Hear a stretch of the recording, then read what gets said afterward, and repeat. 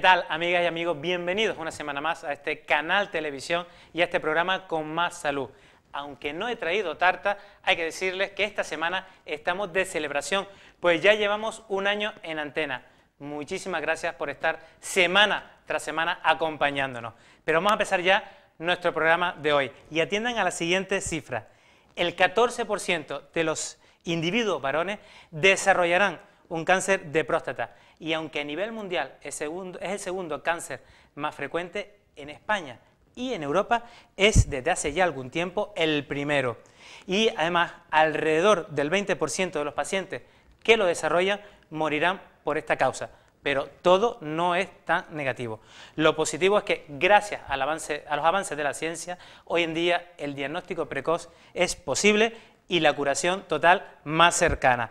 Para hablarnos de ello hoy está con nosotros el urólogo Yamandú Artús del Hospital San Roque de Maspalomas. Aparte de ello, también va a estar con nosotros la enfermera Sandra Morales, que les va a explicar los dispositivos de inhalación de polvo seco, unos dispositivos que se usan en los pacientes con asma y con enfermedad pulmonar obstructiva crónica, la EPOC. Pero antes que nada también vamos a tratar otro tema. Vean la siguiente imagen. Como pueden ver, en esta imagen se ve una gráfica en la que las barras van aumentando de tamaño. Con ello queremos indicar el consumo de benzodiazepina, más conocido habitualmente como ansiolíticos o tranquilizantes, y podemos observar cómo ha ido aumentando con el paso de los años su consumo. Un consumo que empieza a ser ya abusivo. Según la encuesta Edades, las benzodiazepinas son la tercera sustancia psicoactiva más generalizada en Canarias, después del alcohol y del tabaco. Casi una de cada 4 personas ha consumido alguna vez benzodiazepina y aproximadamente el 5% de la población canaria las consume diariamente. Para hablarnos de este tema está ya en el plató el médico Gustavo Moreno del Centro de Salud de Teror. ¿Qué les parece si comenzamos ya inmediatamente con él?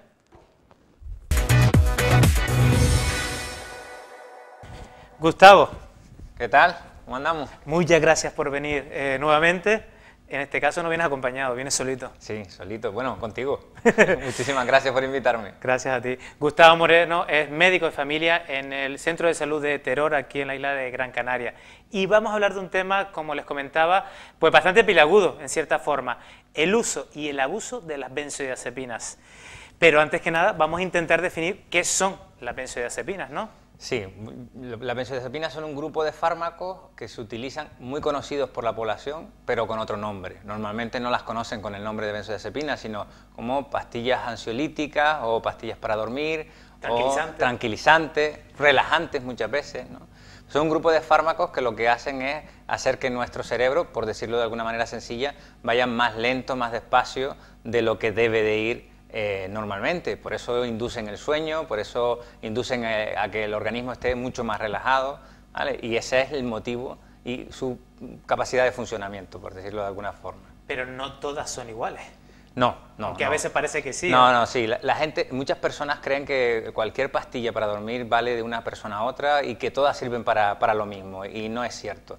Las benzodiazepinas son diferentes dependiendo en el momento en que inicien la actuación, si son más rápidas a la hora de actuar o no, en el momento en el que cuánto tiempo dura ese efecto en el cuerpo, e incluso son diferentes de la manera en que se degradan en nuestro organismo, si se eliminan de una manera o se eliminan de otra. Por el hígado, por el Exacto, riñón, por etcétera. Conjugación, por citocromo, o sea, por distintos tipos de eliminación que tiene. Y eso hay que tenerlo en cuenta a la hora de prescribirlas por parte de los profesionales y también de entenderla por parte de la población. Pero bueno, ¿cuáles son, en definitiva, los beneficios que podemos obtener con ellas? Tenemos varios beneficios. Por ejemplo, las benzodiazepinas han dado, y tú bien lo sabes, un cambio muy importante en el manejo de las crisis epilépticas, ¿no? Cuando tenemos una convulsión o un niño que convulsiona, el tratamiento que utilizamos es diazepam, fundamentalmente, que es un tipo de benzodiazepina, pero también nos dan otros beneficios. Son ansiolíticos, claro, son fármacos que entre una crisis de angustia o entre una crisis de ansiedad podemos utilizarlos con buenos efectos, e incluso en momentos muy puntuales para tratamientos de insomnio secundarios sobre todo, pues se pueden utilizar, ¿no? El efecto más importante que tienen en el organismo es precisamente ese, el de relajar todo el organismo y provocar el sueño.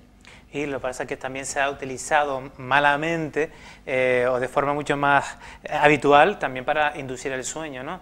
Sí. Y aquí es donde más se ha abusado de ella, ¿no? Quizás lo mismo que tienen de bueno, tienen de malo, ¿no? Porque el hecho de que sean fármacos que producen esa relajación, que inducen al sueño, hace que en múltiples ocasiones sean muy utilizados por la población, y veremos después seguramente que no todo es bueno con las benzodiazepinas. Mira, como dije al principio del programa, aquí tenemos el consumo de ansiolíticos y de hipnóticos, ¿sabes? Pastillas para dormir.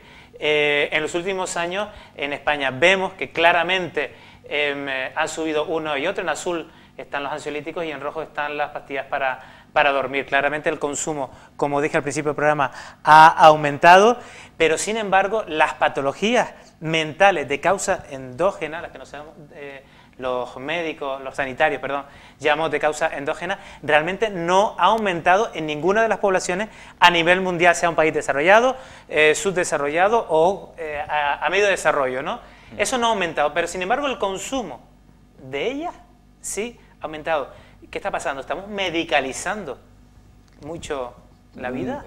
Me gusta mucho la diapositiva que traes, porque refleja muy bien también datos de Canarias. Esto pasa en España, esta encuesta es de España, pero en Canarias pasa exactamente lo mismo. Ha ido aumentando, a pesar de que nuestra población es siempre la misma y, como tú dices, las enfermedades tienen una prevalencia estimada que no ha ido aumentando. Prevalencia es la proporción de esa enfermedad en la población general. Efectivamente. ¿Esa proporción de enfermedades no ha aumentado? Y sin embargo el consumo de este tipo de fármacos sí que lo ha hecho. Y muy probablemente tenga relación con lo que estás diciendo, ¿no? Por un lado es el medicalizar situaciones de la vida que son normales, ¿no? El mismo hecho de, y voy a poner un ejemplo muy sencillo, de sacarse el carnet de conducir. Es que es normal que estemos nerviosos ante un examen de conducir. Pues hoy en día hay muchas personas que vienen solicitando que les demos una pastilla, que les demos una benzodiazepina para estar relajados en ese momento y tal. Yo creo que esas situaciones han hecho que se medicalice mucho. Y por otro lado, yo creo que cada vez la población tiene menos capacidad, si se quiere decir, entre comillas, muy entre comillas, de sufrimiento. Es decir, tenemos que resolver el problema ya, ahora, y cuanto más rápido mejor. Cuanto antes me resuelva usted esta angustia que tengo, pues mucho mejor. Yo no quiero verme llorar, parece que hay un miedo a que lloremos. Yo no quiero verme con ansiedad, parece que también hay un miedo a que estemos nerviosos, y hay yo creo que en cierta manera frustración a esos hechos que son cotidianos del día a día. Lo comentábamos con Nuria Ester en el programa especial de Navidad, cuando nos falta el familiar, que hay que dejar salir, hay que dejar brotar todos los sentimientos y no quizás frenarlos de alguna forma con el tema de las pastillas también, porque de alguna forma, claro, te enlentece pero frena, prácticamente, ¿no? Viene a ser lo mismo. Efectivamente, totalmente de acuerdo, y que yo soy de la opinión, y creo que tú también, y muchos de los profesionales también, de que somos seres humanos, y que somos seres humanos con emociones. Hay una sensación, es una sensación porque no tengo datos objetivos, ¿no? Pero hay una sensación de que parece que las emociones no se pueden mostrar, ¿no? Que está mal que lloremos, que está mal que nos sintamos mal, y no todo en la vida es bueno. Todos hemos pasado por momentos buenos, por momentos malos, y es importante saber que todas las cosas tienen su momento, ¿no? Fíjate que me viene a la mente, tú que tienes niños, ¿no? La película reciente de Disney, donde parece que todos los sentimientos tienen que ser positivos. Exacto. Y al final de la película se demuestra como también, para que ese niño pueda crecer, esa niña pueda crecer, tiene que haber también sentimientos pues no tan agradables. Efectivamente, es una película que muestra muy claramente lo que estamos hablando, ¿no? Que la vida es un pulso entre los momentos felices y los momentos no tan felices, y eso hay que saberlo llevar. No como lo que pone en la imagen, ¿no? Sí, que es muy buena, ¿no? Parece sí. que la pastilla es la que está coordinando toda nuestra mente, ¿no? Y no a la inversa. Y no a la inversa. La verdad que yo a veces con los pacientes utilizo algo similar, que ¿usted está viviendo por la pastilla o es usted el que controla la pastilla, ¿no? Porque muchas veces, hoy tuve un caso de un paciente que venía diciendo: yo necesito que usted me dé esa pastilla que me relaje, que me tenga tranquilo. Y es curioso que utilizara palabras como yo necesito, ¿no? Es una sensación de que sin eso no lo va a poder conseguir y necesita una pastilla, busca la solución en un fármaco. Sí, también tuve justo yo el ejemplo hoy en consulta también, ¿no? A colación de todo esto vienen preguntarte qué efectos perjudiciales, por tanto, también tienen esta medicación, este uso de la medicación. Antes lo comentábamos, yo creo que es importante que la población lo sepa, que todos los que nos están viendo sepan que tomar medicamentos, y concretamente en este caso benzodiazepinas, no es gratuito. Tienen sus efectos adversos.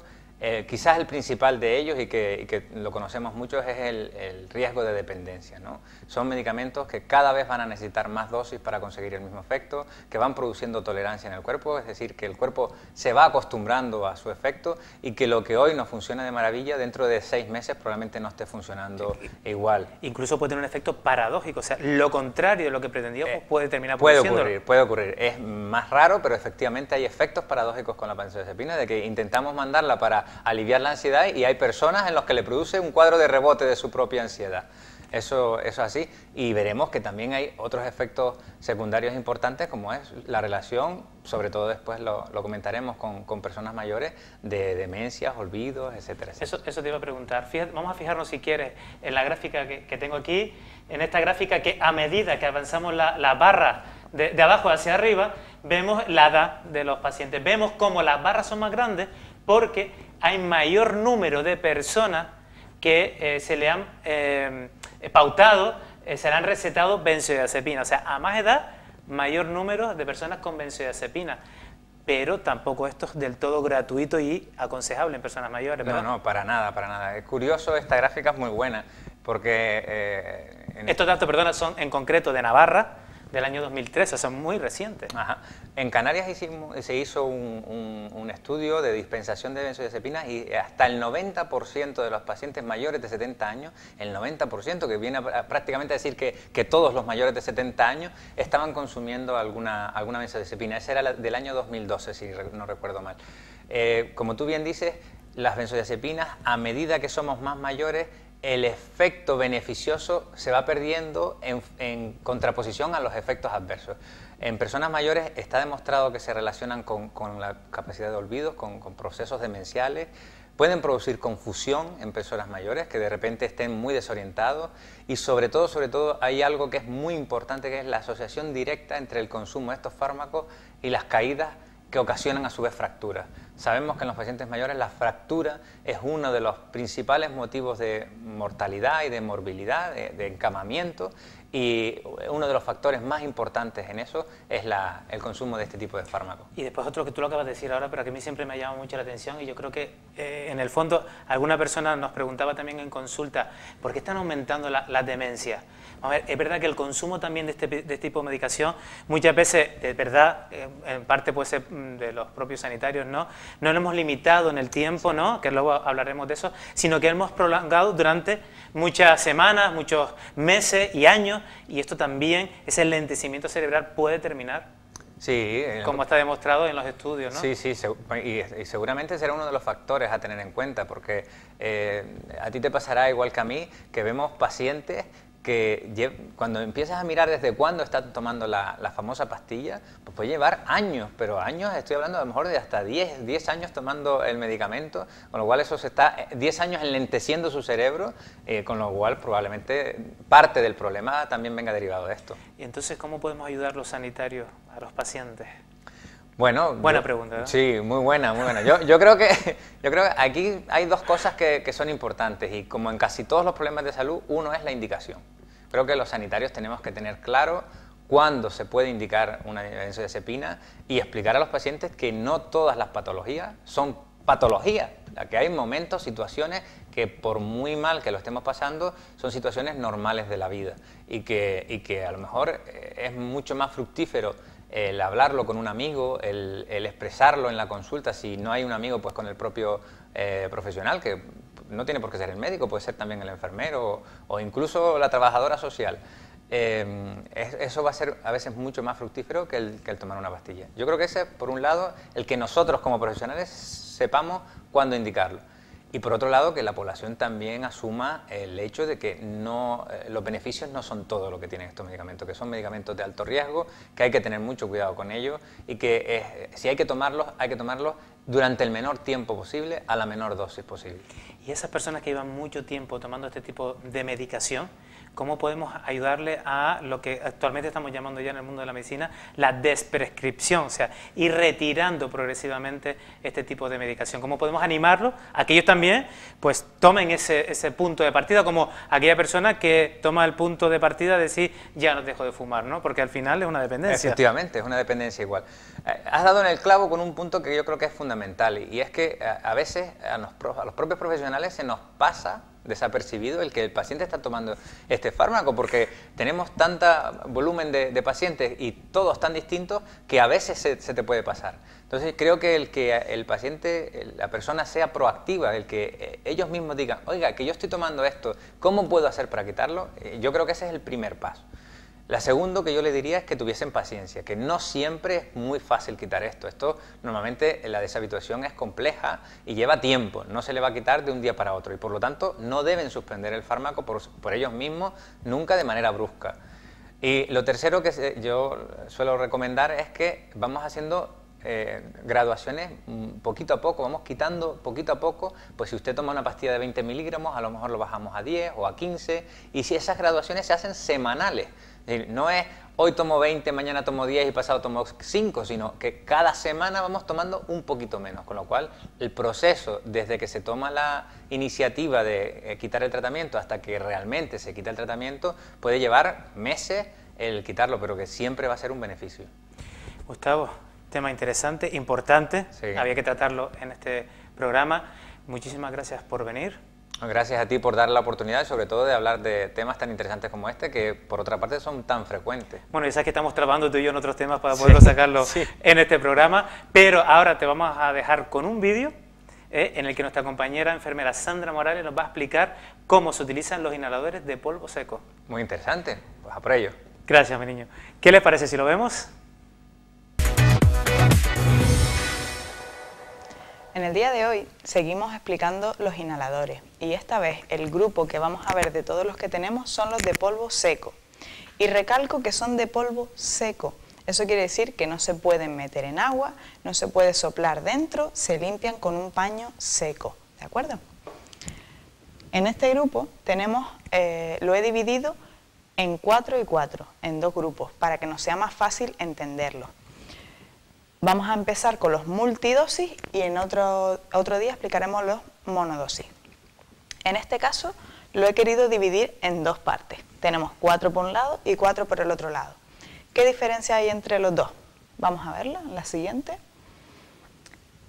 El primer tipo, el primer grupo de inhaladores los llamo yo abrir y cargar. Quiere decir que además de abrirlos tenemos que cargar la dosis para poder inhalarlo, tenemos que liberar la dosis. Serían el AccuHaler, es el primero que tenemos aquí, es un inhalador multidosis como todos ellos. Multidosis quiere decir que tiene todas las dosis dentro del dispositivo. Para utilizarlo, primero tenemos que abrirlo, pero todavía no está preparado, hay que cargarlo. Y para cargarlo tenemos que deslizar esta pestaña de aquí. Ahora sí podemos utilizarlo porque está la dosis cargada dentro.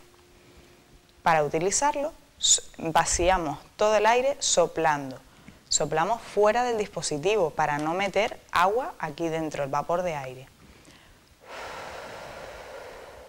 Pegamos la boca en la boquilla e inhalamos profundamente y fuerte para que entre la dosis.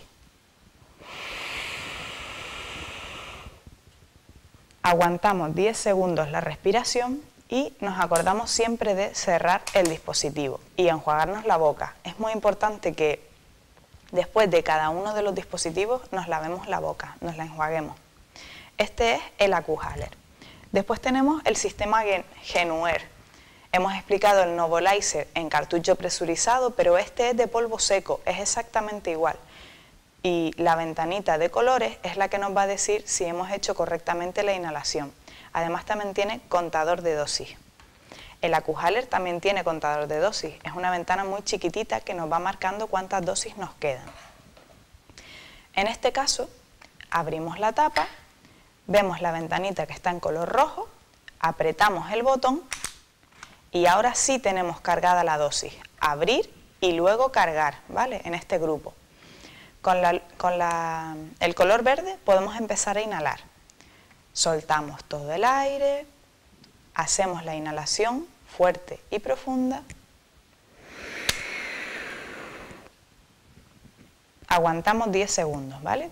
El clic nos va a indicar que está correcta la inhalación y si aspiramos fuerte también veremos que la luz roja vuelve a aparecer. Hemos gastado la dosis, ¿de acuerdo? Lo hemos hecho bien.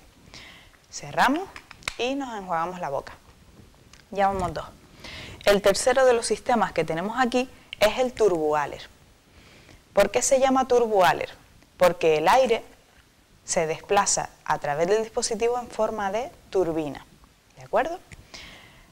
Este dispositivo también es de abrir y hay que cargarlo. Para ello giramos la parte de abajo del dispositivo hasta oír el clic. Estas pestañas que tiene por los lados son entradas de aire, no podemos taponarlas. Tenemos que dejar el dispositivo libre.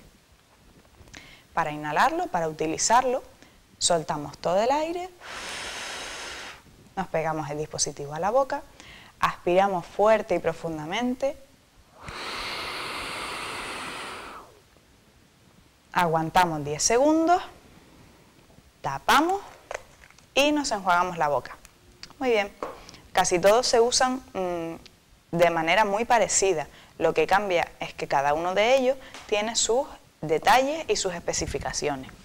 El último de este grupo se llama Easy Haler y es este que tengo aquí. También hay que destapar, presionar para cargar y inhalarlo. Soltamos todo el aire, nos pegamos el dispositivo a la boca, inhalamos, aguantamos 10 segundos la respiración, tapamos y nos enjuagamos la boca. ¿Qué diferencia tenemos en estos dispositivos, los de polvo seco, con respecto a los de cartucho presurizado? Pues que con estos cargamos la dosis y va a estar ahí disponible hasta que la inhalemos. Es decir, no tenemos que coordinar el disparo de la mano con la inhalación. Una vez terminado este grupo, vamos a pasar al siguiente, que también son inhaladores de polvo seco multidosis, pero en este caso solo tenemos que abrirlos y ya están cargados. El primero que nos aparece en pantalla es el Twist Haler.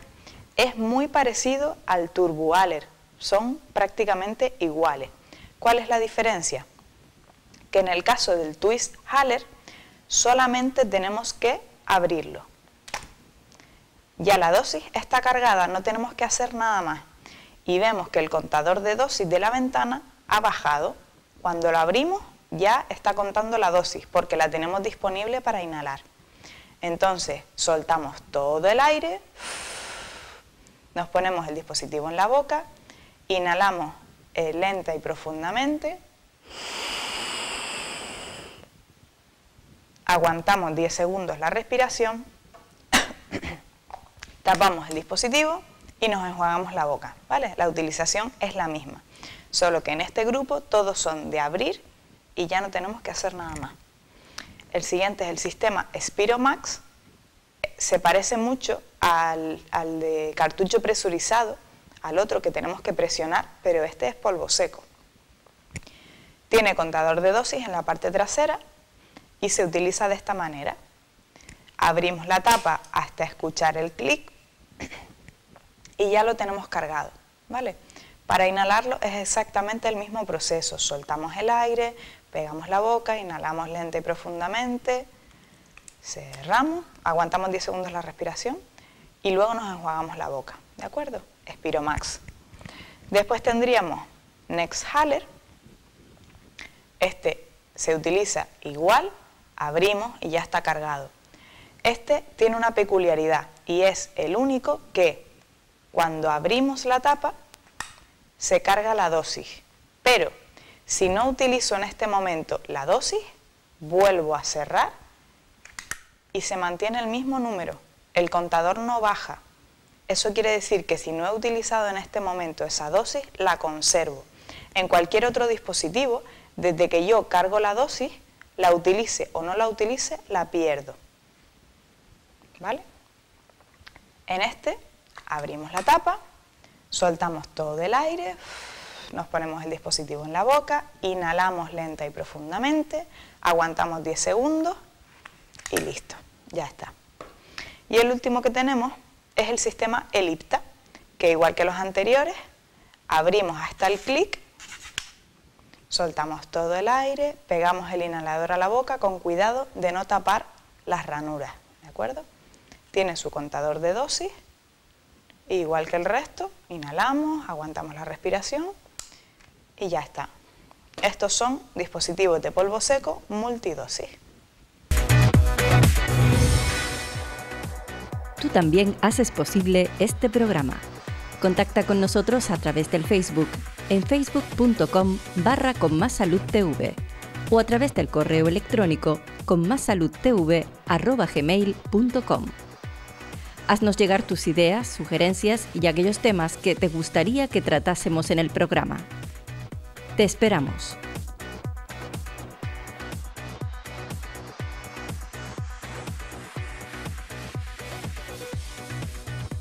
Estamos ya con nuestro siguiente invitado para hablar de un tema muy importante, pero que en este caso nada más que nos afecta a los hombres. Es el cáncer de próstata. Lo vamos a hablar con el doctor Yamandú Artús, urólogo del Hospital de San Roque de Maspalomas. Hola, mucho gusto y gracias por invitarme. Muchas gracias a ti por venir. El cáncer de próstata que afecta a los hombres, pero ¿podrías explicarnos un poquito dónde está situada esta glándula y para qué nos sirve? Bien, como vemos en la figura, tenemos un hombre y hemos centrado en la parte urogenital. Ahí vemos arriba la vejiga, luego el conducto de la orina que pasa a través de esta glándula que es la próstata, donde también llega la vía espermática. Este es el órgano donde se va a centrar esta patología que vamos a tratar hoy. Y un poco hacia la derecha, arriba, vemos el corte anatómico, una vista más topográfica de dónde está situada la próstata. En rojo es la próstata, encima está la vejiga y por detrás tenemos el recto y el ano, que es por donde haremos la exploración de este órgano. Por eso es muy importante localizarlo, ¿no? Estamos hablando que de la próstata hay muchísimas enfermedades, la hiperplasia benigna de próstata, que es el aumento del tamaño de la próstata, la prostatitis y el cáncer de próstata, entre otras de las enfermedades que afectan a esta glándula. Pero en sí mismo, ¿cuál es la incidencia de esta enfermedad? Bueno, ahora ha ido cambiando en la era moderna, los países desarrollados, que cada vez vivimos más, tenemos más expectativa de vida, va afectando cada vez más y ya ha sobrepasado a otros cánceres que eran los típicos que producían más mortalidad, como el cáncer de pulmón, el cáncer colorectal. Ahora la próstata es la segunda causa de muerte y es el 9% de las muertes totales por cáncer, en el hombre estamos hablando. Cuando uno que tiene próstata se plantea si puede llegar a desarrollar un cáncer, ¿cuáles son esos factores que hace que tenga una mayor predisposición a desarrollarlo? Bien, los hombres, a medida que nos desarrollamos, empieza a circular la testosterona, empieza a afectar todo nuestro cuerpo, nos da ciertas características y en esta glándula también tiene gran importancia, va a hacer que ella se vaya desarrollando con el tiempo y en ese desarrollo, en ese crecimiento, que también como decías antes de la próstata que va creciendo, también la predispone a que algunas de esas células que van desarrollándose y multiplicándose se pueda transformar. Por eso el principal factor de riesgo es el tiempo, es la edad. Marcamos 50 años habitualmente, que es lo clásico, entre 50 y 75 siempre se habla, pero en realidad esto es algo progresivo, va subiendo y a medida que vamos haciendo más mayores, más riesgo tenemos. La edad es el principal factor. El siguiente, que también tiene gran importancia, es el genético, familiares con cáncer de próstata, padres, hermanos, va multiplicando, va haciendo que ese riesgo suba un poco más, se va multiplicando y llegando hasta 11 veces más en familias donde se da en varias familias, en varios integrantes. Sí, cuanto más miembros estén afectados, más posibilidades que el otro miembro también lo tenga. Sí, y ya podemos llegar hasta algo que es más inusual, que es un cáncer genético, que está determinado en esa familia, que hay algo que predispone, pero es más frecuente que sea esporádico, o sea que no haya una relación parental. Lo otro que se ven que también ha afectado en ciertos estudios se muestran en que realmente hay mucho menos proporción es la raza, parece que los afroamericanos tienen un poquito más de riesgo y luego hay una influencia exógena que son medioambientales, todavía no bien determinados, pero sabemos que algunas cosas disminuyen un poquito y otras lo aumentan. Por ejemplo, en las dietas sanas lo disminuyen un poco y luego la contaminación, metales pesados, ciertos contaminantes industriales aumentan un poco. La carne, que ahora todo el mundo está hablando de la carne, La carne también, el consumo excesivo de carnes y grasas aumenta el riesgo. Sí, en este caso, un poquito. En este caso se refiere al consumo de grasas saturadas Sí. y alimentos procesados, ¿no? Sí. ¿Qué síntomas puede producir un cáncer de próstata? Bueno, afortunadamente en esta era ya casi no se ven síntomas. Son pacientes asintomáticos, pacientes sanos. Por eso ahora ha cambiado el perfil de cómo vemos a la enfermedad y cómo tratamos a esos pacientes. Si nos remontamos antes, cuando todavía no había marcadores, no teníamos muchas cosas que hacer, era una enfermedad que debutaba como ahora lo hacen las próstatas normales, esas que van creciendo. Dificultad para orinar, sangre en la orina, llegando al punto de que no poder orinar o con la metástasis. Sí, entre ellos algunos órganos como los huesos, ¿no? Sí. El metástasis lumbar, que puede producir dolor en la zona lumbar, ¿no? Así es. Que algunos diagnosticábamos por ahí también, ¿no? Claro. O pulmonares. Sí. Como tú estabas diciendo, hoy en día disponemos de muchas más herramientas que las que teníamos antiguamente. ¿Qué te parece si explicamos un poquito cuáles son esas herramientas y cómo han ido evolucionando, ¿no? Bien, aquí hay que hacer una salvedad, que aunque hemos ido agregando cada vez más materiales, más herramientas, en realidad siempre reciclando. Usamos la primera que surgió y sigue siendo tan importante como la primera vez. Y en realidad hasta ahora no hay nada que la sustituya, que es tocar la próstata. A lo que nos se rehusan mucho los pacientes que vienen, yo me controlo la próstata. Digo, bueno, ¿qué te han hecho? ¿Te han tocado la próstata? No, a mí no, solo el PSA. Entonces eso, recalcar, y eso es lo más importante, la clínica siempre es la que manda. Eso es lo básico. Si no tocas al paciente, se pueden escapar muchas cosas. Y sobre todo, como ya veremos, que no hay un marcador de cáncer. Entonces tenemos el tacto rectal, que sigue siendo tan vigente como al principio, no solamente para la enfermedad en concreto que estamos tratando, sino por la exploración de un órgano que está un poco oculto y que su anatomía va a determinar quizás alteraciones en el futuro en la forma de orinar y también cómo lo vamos a tratar.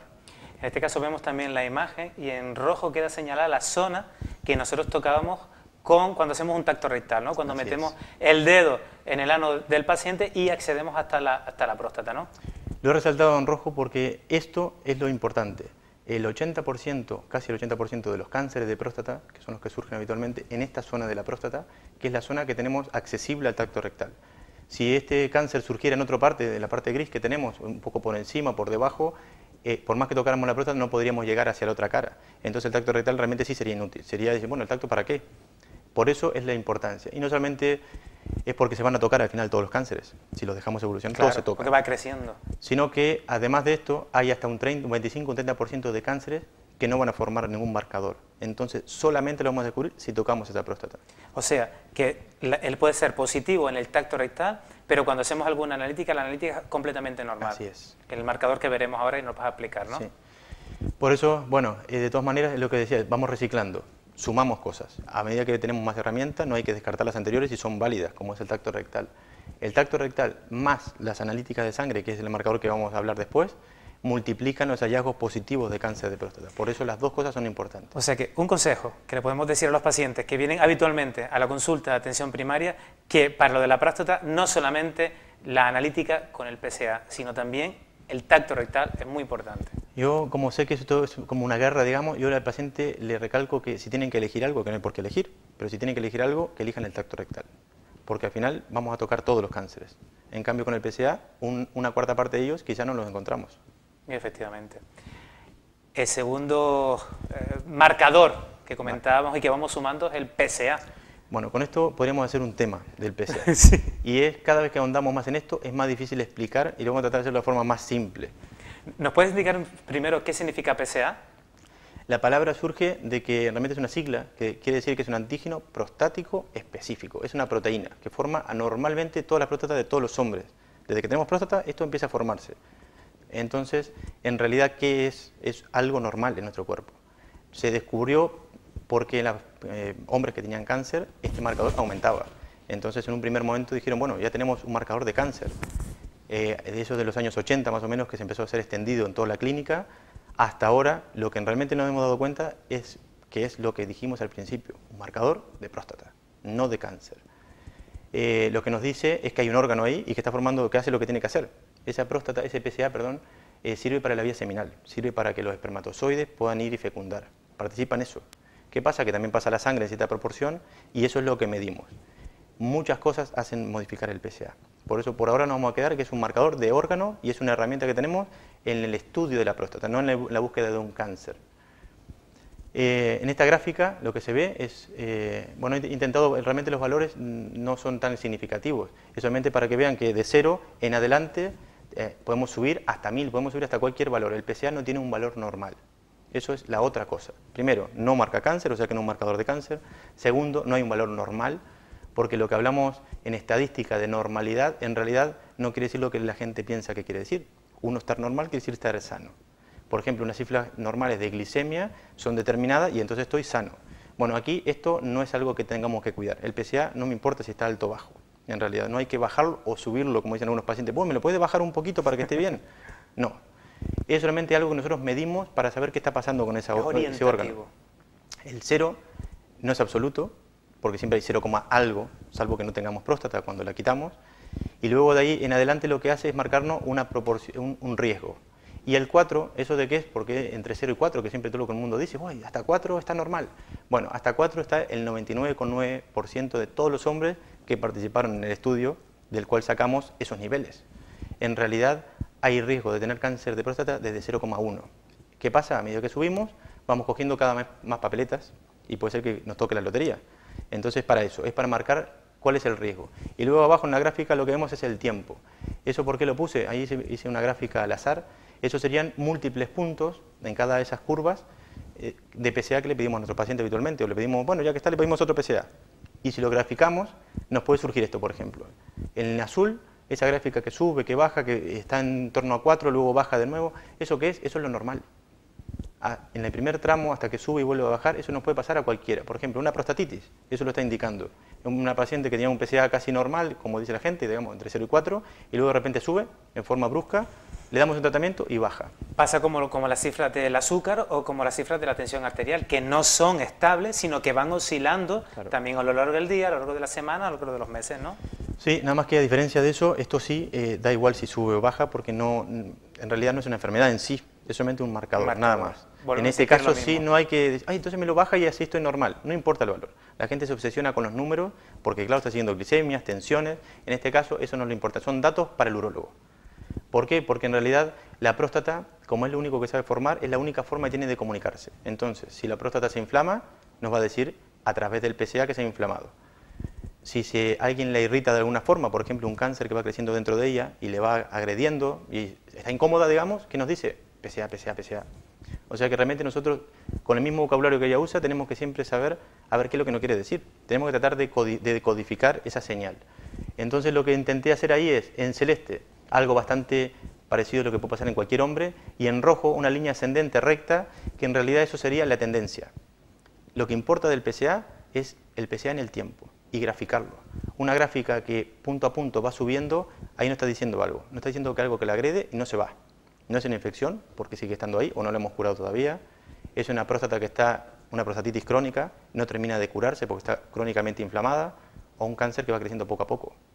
Entonces, en realidad eso es lo importante. ¿Qué hace en el tiempo? Y eso, el tiempo, puede ser bastante. Hay gente que viene con un PSA de 20, asustado a la consulta porque tiene cáncer, porque le han dicho que eso es de cáncer, y yo le digo, bueno, en un mes la vamos a repetir. ¿En un mes? ¿Pero se nos va a pasar? No. En un mes nos permite hacer otro punto en la gráfica, y quizás pasa como vemos ahí, que sube de repente, llega a 13 y luego vuelve a bajar a 2. Eso no era cáncer, o por lo menos ese PSA no lo estaba marcando, aunque sí puede estar el cáncer ahí. Claro, efectivamente. Tacto rectal, PSA, y añadimos otro más. Bueno, ¿O terminamos? Esto es lo que era un poquito para que la gente supiera, porque me dice, bueno, si tengo tanto de PSA no voy a tener cáncer. Entonces ahí lo que muestro es un poquito, mire, entre 2 y 3 de PSA, que sería lo más habitual, una persona de 50 años, una próstata que no ha crecido demasiado, un grado 1, 2, una próstata que es un poquito más grande de lo normal, pero tampoco exagerada, ya ese PSA solo tiene un riesgo de tener cáncer del casi 24%. O sea que llegan a la consulta 4 pacientes de la misma edad, con las mismas características y el mismo PSA. Por estadística, uno de ellos va a tener cáncer. Importante tacto rectal. Por eso. Incluso antes dijiste también que el 20% de los sujetos, el PSA tampoco se eleva mucho más. Bueno, o no es detectable. Eso es, además, aquí no tenemos riesgo cero por el PSA. Primero que tampoco es el riesgo fundamental, es la edad. Pero el PSA que nos agregaría el otro riesgo añadido, un PSA de 0,1 puede ser de un cáncer, y quizás de un cáncer mucho más agresivo que un PSA de 20.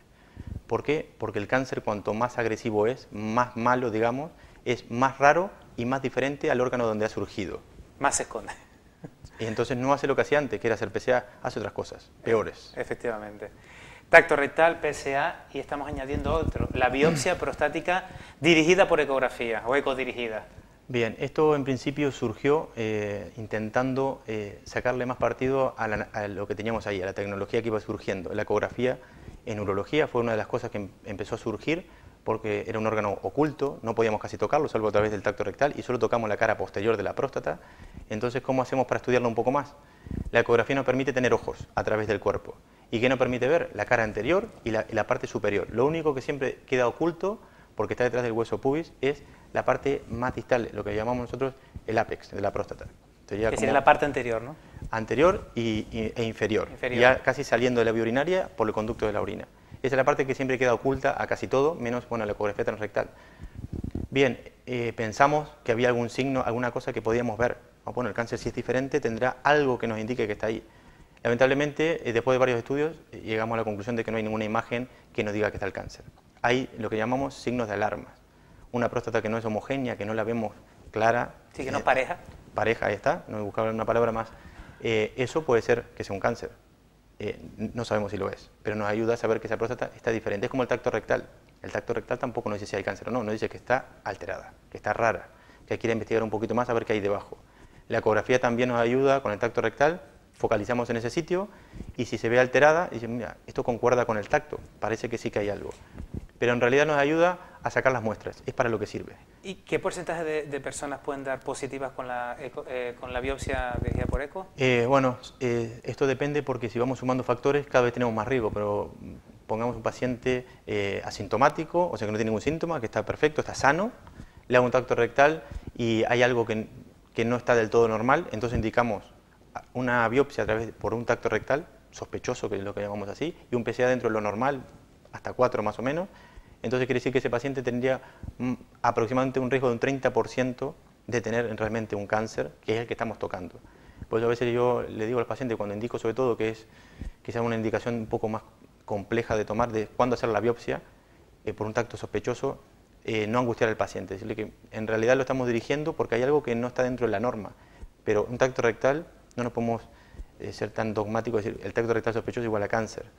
Al contrario, mira, solamente 1 de cada 3 va a tener cáncer, esto no es que lo tenga, lo que estoy tocando puede ser otra cosa que no es cáncer, pero claro, es la única prueba. Lamentablemente nos hemos detenido un poco, el PSA ha cambiado todo el paradigma de lo que era el cáncer de próstata, pero luego no han surgido nuevos marcadores, no han surgido cosas que nos cambian en la clínica, tenemos un salto abismal entre estudios poco agresivos y la biopsia. En cáncer de mama tenemos más estudios y que sí nos dicen que hay algo ahí, una mamografía, ecografía, pero en la próstata no es tan así y pasamos directamente a sacar una parte del cuerpo y mandarla a analizar. Efectivamente, y a intentar ver si la cogemos, en esa parte que cogemos, ¿no? Bueno, tú ya siempre quieres ahondar un poco más. Esto es un tiro a una diana, pero el problema es que la diana no sabemos dónde está. Efectivamente. Entonces, en realidad, y lamentablemente para el paciente, esto tiene importancia cuando da positivo, porque sí nos está diciendo que está el cáncer. Cuando da negativo, ¿qué es? ¿No le hemos dado el cáncer? ¿No había cáncer? O no hay nada, efectivamente. Entonces había gente que no, amígame la biopsia y que yo quiero saber lo que hay. Entonces, en ese momento, cuando el paciente está muy ansioso y ya quiere hacerse la biopsia, con pocos datos, con poca probabilidad realmente de hallazgo en una biopsia, entonces no hay que agotar una prueba que tiene sus riesgos y que hay que hacerla en el momento que la lógica lo indique. Y les digo eso, esto es un tiro al blanco y no sabemos dónde está lo que estamos tirando. Bueno, realmente son 6 tiros al blanco, ¿no? Aproximadamente. Bueno, eso sí, he ido cambiando. En realidad, yo lo que aplico es otra cosa que me han ido enseñando mis profesores en Soria, que son uno de los pioneros en ecografía, es que en realidad hay que adaptar, como todas las cosas, la prueba al paciente. No le vemos un paciente con una próstata de 100 gramos que una de 20. 6 puntos en 20 centímetros cúbicos es quizás más representativa que eso mismo en 100. Entonces, en realidad, yo trato de adaptar a los centímetros cúbicos de próstata para que nos dé más información, porque es como querer hacer un estudio de un terreno y buscar petróleo con una sola prueba. Pling. Tienes razón. Por tanto, al final lo que intentamos es, en este diagnóstico precoz del cáncer de próstata, también, una vez, intentar ir consensuando, como tú dices, con el paciente, ¿no? ¿Qué pruebas vamos a ir haciendo para poder llegar a un diagnóstico más certero? Últimamente se está hablando tanto de esto, ¿por qué? Porque, como te decía al principio, en la era post-PSA, estamos ya no hablando de pacientes con patología, estamos hablando de pacientes sanos, con una calidad de vida que hay que tratar de mantener. ¿Por qué? Porque estamos viendo cada vez más. Ya desde el hecho de que tú a un paciente le plantees todas estas cosas, ya el paciente está enfermo, psicológicamente. Si luego todavía hacemos una biopsia y diagnosticamos un cáncer que quizás no iba a matar al paciente, que es lo que está pasando, y lo estamos estigmatizando y el paciente ya es un paciente con cáncer. Aunque no se vaya a morir de eso, y se lo recalque 1000 veces, él sabe que tiene cáncer. Entonces hay que informar. Primero, qué es lo que hacemos y para qué, y qué estamos queriendo buscar. Yo he intentado a pacientes convencer de no hacerse una biopsia, que al final se le han ido a hacer a un otro sitio y luego me han venido con el estudio diciendo, tengo cáncer, y usted no me quiere hacer la biopsia. Y yo le digo, bueno, ¿y qué le han planteado de hacer? No, me han dicho que ahora no hay que hacer nada, hay que esperar. Digo, ese es. Una diferencia es estar sano y sentirse sano, y otra es estar sano pero sentirse enfermo.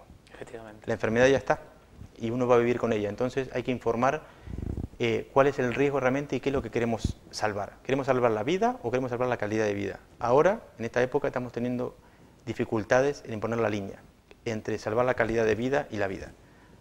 El riesgo de muerte acumulada en una persona en este siglo, en esta época, no llega al 9% de muerte por ese cáncer supuesto que va a tener. En cambio, cuando empezamos con todo esto, su calidad de vida empieza a cambiar. Desde el momento que le planteamos hacer la biopsia, ya es una angustia, porque puede ser que haya cáncer. Y luego descubrimos un cáncer que poco agresivo, con una carga tumoral pequeñita, que quiere decir un tumor insignificante como la cabeza de un alfiler, y tiene 60 años.